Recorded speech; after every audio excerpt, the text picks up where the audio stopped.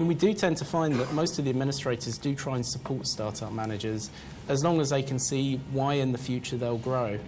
And I've seen that from big down to small, but the reality is you've got to pick who gives you the services you require with expertise in the products that you're going to trade at a price that makes sense for your investors, because it does affect your expense ratio. So typical checks are things like whether or not there are stale prices, whether or not there are mismatches between perhaps multiple data feeds for certain asset types.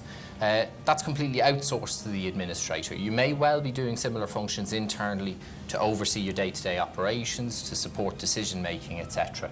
For us, it is the mechanism by which we offer comfort to investors ultimately. You know, from a manager's side and a fund side, you're going to want to pick a partner, and then from the administrator, who do we want to partner with to, you know, basically the administrator makes more revenue when your AUM increases as well. It's a two-way street, and it shouldn't be a one-way street. I would say, I think you just be careful. I mean, you will get quotes cheaper than, I mean, Ken, I think, sort of said it quite well there, but there are people out there that will charge you less, but be very aware what you're going to get for those fees.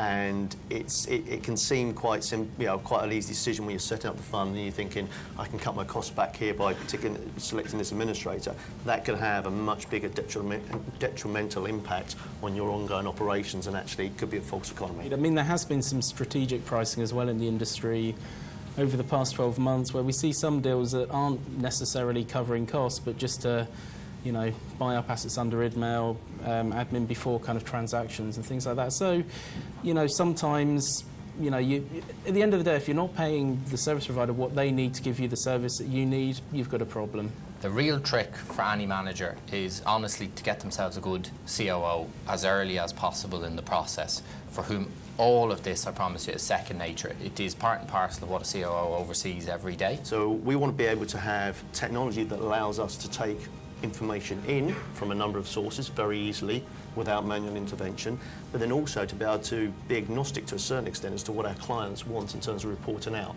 to work with the best of breed providers in a number of different areas.